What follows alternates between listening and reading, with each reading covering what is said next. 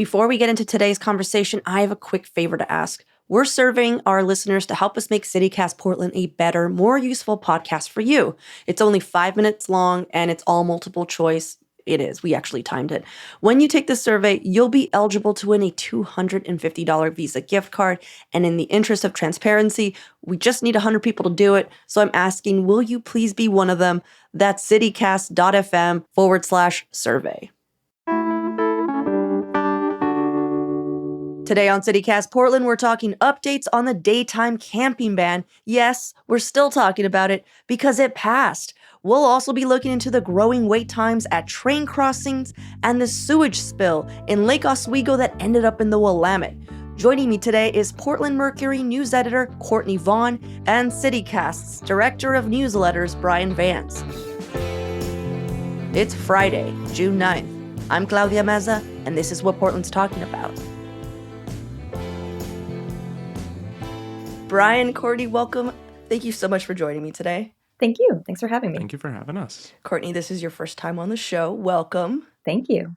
Brian, pleasure as always. Courtney, you might not know this since you're new, but before we jump into the headlines of the week, I like to ask a super random question at the top, and it helps our listeners just get a better sense of who's in the room.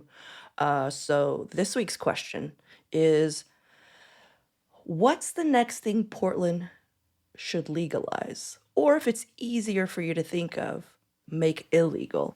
I've got this because we've been trying to do this for years. Can we pump our own gas, please? Can we just all pump our... Like, if the legislature can't get it done, can we come up with, some weird sanctuary city rule that, we're the sanctuary city of pumping your own gas? We can do this if we want. I'm just so tired of waiting for the person to come out and pump my gas, and they're on break, and then the person inside is like, well, that's not my job. I just want to pump my gas and go. I don't want to sit at the gas station for 30 minutes. It's annoying. Are you saying that the only way you think that Portland will let us pump our gas if we somehow become a sanctuary? The legislature's never going to pass it, Claudia. They're not even in session. It's been 5 weeks and they can't get the Republicans in the door. We're never going to pass this. So, yeah, I think we've got to kind of go rogue and do our own thing. What are they going to do? Send the gas police after us? Yeah, the feds. I don't know. I think they'll send the feds, Brian. I think we've been down this road before. Courtney, what about you? DHS will start grabbing us. I don't want anyone to make judgments about, my drinking habits. I'm not actually a big drinker, but I think like other states, Oregon should just allow sales of all types of alcohol altogether. It's really weird to me that you can get beer and wine and not liquor in the same store. Other states do it. We should find a way to do the same. Oh, you mean like in a grocery store or like at a tavern? Yeah, no, in the grocery store. In other states, you can walk into, like Trader Joe's and get liquor, beer, wine, all under one roof. Rebuttal, our liquor would skyrocket. Yeah, the prices do go up. But rebuttal to your rebuttal, we could get things like drive-through liquor stores, which are super cool, and they exist in Ohio. That's the last thing Portland needs is a drive-through liquor store. Hey, we're bracing down for a shitstorm. You know what we need? More alcohol. And you don't even have to leave your car. You stay in your car and they load it up. Keep driving? Oh, okay. I can't wait for the police reports of someone who just passed out in the drive-thru because they were already drunk. Yeah, and it's just someone stole my car and then went to a drive-thru. And now it's just I'm just thinking of all the ways that the crimes that are happening can be worse, and they all involve this drive-thru. But Brian, I agree, those are awesome. That's they're one of the weirdest things in the world, in all honesty. Mine isn't going to be about making things legal. I just want one thing to be made illegal. Okay, when you're at an intersection, I feel like you should be fined, possibly arrested, if while making a left-hand turn, you don't move up to let cars behind you that are continuing down the street to pass. I feel like this is an unspoken rule in most major cities, but for some reason, Oregon, when they're making a left and there's oncoming traffic, on the lane, they have to wait. They're so scared and they don't want to go up into the intersection because they're afraid they're going to get mowed down. But it's no, this is our time. You could go up to the intersection and now everyone behind you isn't going to be late or isn't going to just curse your name. And I just feel like, to me, this was just like, oh, this is common courtesy, and it's not. It's not. People don't know about it. They don't know that. I don't know if they think maybe that's illegal. So I just feel like if we make that illegal to do, make people less timid. Just, courtesy. Exactly. It's illegal to be cautious. Get up there. Get up there. Grow some guts, yeah. Jeez Louise. But I wanted to let you know that there are still some really weird Oregon laws in effect. And Brian, I thought you would really love this one. You cannot get married in an ice skating rink. That is still a law. So many marriages have been blocked because of this. It's really unfair. This is my favorite one. If you're an aspiring juggler but aren't yet licensed, refrain from doing so in Hood River because it's considered an illegal act unless you have a bona fide juggler's license. You have to get licensed to juggle in Hood River. Vaudeville lobbying happened there, but reach travesty. That's some big government overreach right there. Like, I need a license to juggle? That's not fair. True travesties. You also can't whistle underwater in Salem. That's all. Okay. I don't think is that possible? I'm going to try this later. I'm going to see if this is Oh no, possible. Brian, you're going to find out why it's illegal. I'm going to drown. So messed up. You're going to like summon up some sort of Leviathan in the Salem parts of the Willamette. A water and it's demon. Like, and this is why we said no whistling. I'll report back and let you know. Maybe the city will get destroyed. We'll see. Oh, so anyhow, Courtney. Oh. You are a guest. We'd love if you go first and tell us what your story of the week is. Sure. So the big news is something that everyone's been talking about for a few weeks now. The Portland City Council did vote to pass an ordinance that will effectively ban camping in most public spaces from the hours of 8 a.m. to 8 p.m. So we've kind of framed this as a daytime camping ban. It's been pretty controversial. Last week during the public hearing, the council heard, I think, about 5 hours of public testimony. And that was in addition to more than 500 comments they got from, in written testimony. So a lot of people have a lot of feelings about this, but it is going to go into effect in July. And so there's a lot of speculation about what this will look like for the city to try to enforce. We know that Portland Police Bureau has staffing constraints. And there's also been some speculation about just how legal the ordinance is. We've got some attorneys who are wondering, how do you tell someone they can't be here, they can't be there, when it's really not clear where these prohibited zones are. So the city says, they're going to release some maps, which is something that a lot of folks had asked them about. That they say they'll release some maps that give people a sense of where they can rest legally. But until then, there's just a lot of questions and uncertainty about how this is all going to shake out. Well, I'm curious, what is your big unanswered question, Courtney? Because, there's so many things that they just have not clarified for people about this. And what's the one that you're most interested in getting an answer to? Yeah, I think we got a little bit of clarity yesterday on whether the city would release some kind of maps. But even then, in my mind, I'm wondering, how does anyone who is currently unhoused and sort of trying to survive day to day have access to those maps? Are they going to be posted around the city? Are they just going to be posted, online? Not everybody has, internet access. The other big question I have is, where are folks going to go? I know previously some staff at the city suggested, you can go to libraries, but there's already been questions about, what kind of burden does that put on librarians who you're sort of asking to become de facto social service workers, if that's the case. Yeah, and I think another big thing related is, where do they take their stuff? Before, you could leave your tent there and go to the library. You could leave your tent there and go to your job, because homeless people do have jobs. Not all of them, but, there's a good portion of them who do.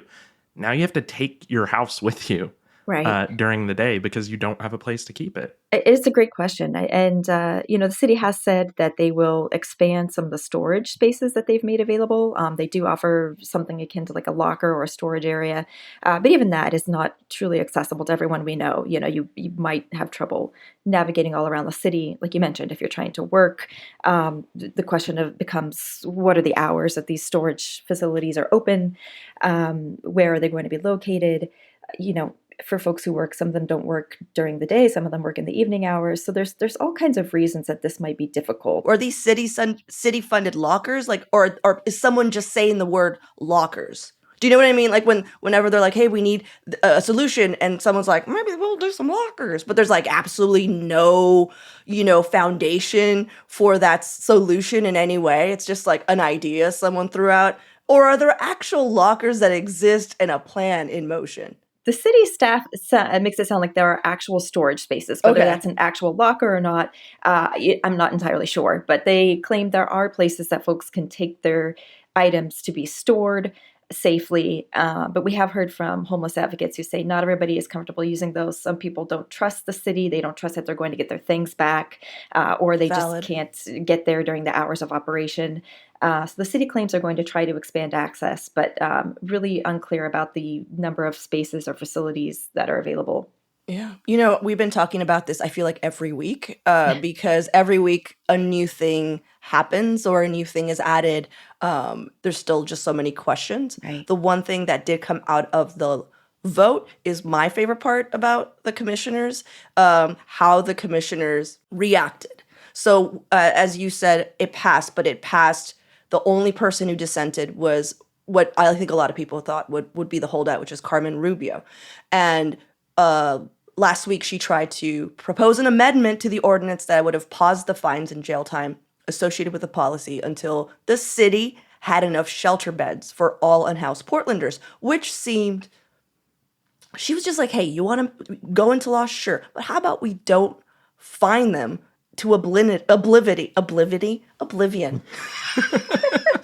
is me. Oblivion. How do we like fine him to oblivion or like, I don't, jail time for being homeless, because that's illegal. You can't. It's illegal and it causes harm. Yeah, that's like illegal. You can't jail someone for being homeless. Okay. Said it. So that's what she was asking for. It didn't happen, of course. But my favorite response is Renee's Gonzalez, which is also him just being like, well, I don't think we went far enough. Right. But you know what? We can't wait for perfection. We're just going to have to move forward. He wanted, essentially, the language that you can't have any encampments in your schools to be like letter of the law. And weirdly, I don't know why, but I agree with both of them. And it really bums me out because I'm just like, oh God, this is so complicated, because I really wish this were like a black and white thing where you're just like, this is good and this is bad, but you're just like, it's all bad. Yeah. Like it's a mess. It's all bad. Yeah. I'm also interested to see how much it costs taxpayers in terms of lawsuits, because I mean, that may have not been Carmen Rubio's main objective there, but that was definitely, that had to have been part of it. Like understanding that it's illegal to penalize people when you don't offer them an alternative. That's gonna open the city up for lawsuits, and that's gonna cost the taxpayers money. Yeah, and one other point I'll make is some folks have pointed out that there are studies that show that offering permanent supportive housing costs government entities less in the long run than keeping folks chronically homeless. So yeah, I mean, yeah. That's been it. I'm just my next, like, oh, I wonder what's going to happen next, is how all of this is somehow going to comply with Tita Kotek's state law that was already passed and everyone's supposed to be in compliance by July. Which to me, I'm just like, well, if we're just going to fine people and put them in jail for being homeless, I feel like that is not what that law says. So this sort of prompted most of the city council's action. This prompted this ordinance, so to speak. So the city already has codes that say you can't camp, and if you do, you are subject to fines, possible jail time. They haven't been enforcing those because they conflict with this law that you just mentioned, House Bill 3115. And House Bill 3115 basically said if you're going to put rules and restrictions around homelessness and places to rest, they have to be reasonable in respect to the time, place, and manner of the restrictions. And a lot of folks do feel like the city's new ordinance or revised code, if you will, sort of does just that. But they feel like they needed to update their rules, and they feel like this is a more reasonable update by offering just restrictions during the day and saying you can rest at night, but during the day you have to pick up your things and go elsewhere. Mm-hmm. Yeah, well, I feel like this is going to be another let's wait and see. I don't know, listeners. Maybe we'll talk about this every day now. I don't know. This is our new maybe CityCast Portland is just going to be called Daytime Camp Ban Portland, and this will be our new beat. Is just trying to figure out how this law is going to work, because I feel like we every week we just get like one little new piece. It's just little breadcrumbs every I week. know. It's incredibly frustrating. It's so slow. Okay, let's take a quick break here, and when we come back, more headlines of the week.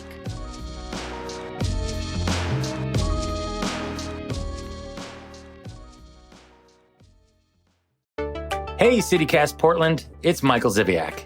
While CityCast Portland works hard every day to connect you with the stories that matter most, I'm working in the background making sure that our listeners are connecting with the best that Portland has to offer. So what does that look like?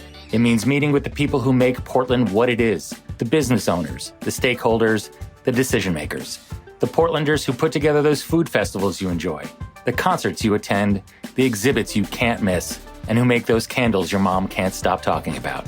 If this sounds like you, let me help you get your message out to the city's best audience with an ad right here on the CityCast Portland podcast and on our sister daily newsletter, Hey Portland. Shoot me an email at ads@citycast.fm and let's connect. Brian, what's your headline of the week? Well, this is also something that we're just going to kind of have to wait and see, but at least there is some movement here. So I lived in the Brooklyn neighborhood for a while. There is a Union Pacific rail yard there, and there are a lot of freight train rail crossings in and around Brooklyn. Probably every Portlander has been stuck at the crossings at like 12th and 11th and Division, where they're one-way streets, so you can't even like turn around and just go back. That is a notorious bottleneck there because of these freight trains. So actually a story in the Portland Mercury, Courtney, from your colleague Taylor Griggs, PBOT finally got some money to study this. I find it kind of funny that we have to study this because it's like we already know this is a problem and we already know what the problem actually is. But you know, like progress is progress. So they got $500,000 from the federal government to look into these really problem freight train crossings, specifically in the Central East Side, where there's a bunch of these in very close proximity to one another, and study solutions. And so, you know, it is movement after years of people literally being stuck there for sometimes 45 minutes, an hour. I've seen people get out of their car and go to Pine State Biscuits and get food because they know they can't go anywhere because these trains, they're not moving. Yeah. They're sitting there. Yeah. Yeah, because the trains are aligning themselves because that's the junction where they like back up, they move forward, they do all these crazy things where you're just like, why here, you know? Well, and what's really interesting about that, which I didn't realize this, but Taylor's piece mentioned that since 2018, Union Pacific in particular, which has a huge presence here in Portland, that's not the only rail yard they have in Portland, has expanded the average length of their freight trains 30%.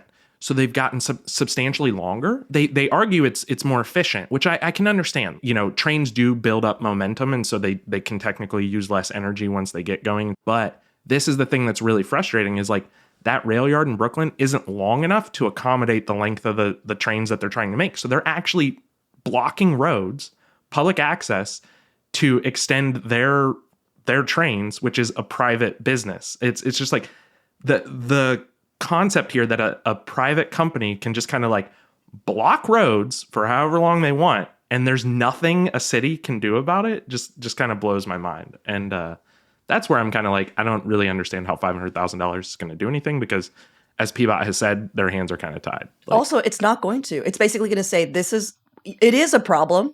That's what $500,000 is going to do. But that money is going nowhere towards the solution. And there's not even funding for the solution. So let's say the $500,000 gets us a nice, pretty glossy dossier that's like, these are all the reasons it sucks. And it's all the reasons we already knew why, We all knew right? this. We all knew. So that happens, but more detailed, there's going to be more pictures. And now we'll just wait for another federal windfall to maybe do something about it. And it sounds like Peabody is maybe a little bit hopeful that it'll lead to some solutions, potentially maybe an overpass or some other way to route traffic. Because, as Brian mentioned, you're right.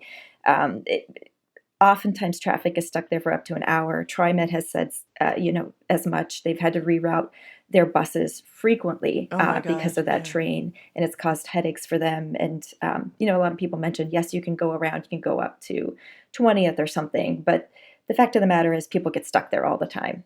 Right. That works if you're at the back of the line. Yeah. If you're at the front of the line, you can't go anywhere. They're one-way streets. You you're cannot stuck. back up through a parking lot full of cars and go down Division and go further up the road. Precisely. Yeah, and for all the anti-car people that are just like, who cares, whatever. It's terrible to cross. It's everyone. It's like human beings can't cross, can't walk. Bicyclists are stuck. That's actually, I don't know if you've seen this. I have seen people who are walking jump the trains. Yes.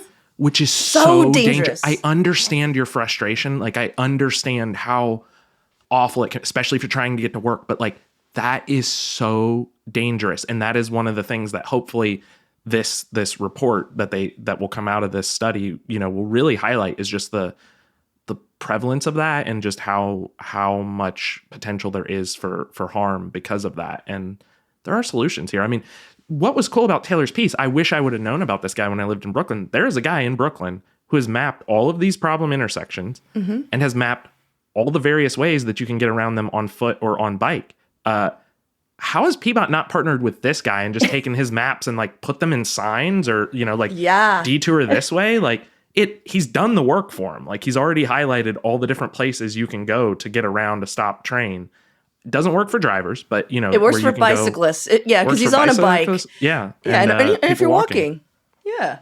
I feel like, just so you guys know, if you guys are like, what? We will link to that blog in our show notes so you can see for yourself if you're ever stuck. But what I thought was really cool too about this whole thing was that the only reason Peabody was like, let's look at this, is that 1,500 people signed a change.org petition, and I just never thought those worked. Because I feel like there's so many silly change.org. I feel like your brother can make one for you and just be like, "Make Claudia stop doing this," and everyone's like, "Yeah," just as a joke.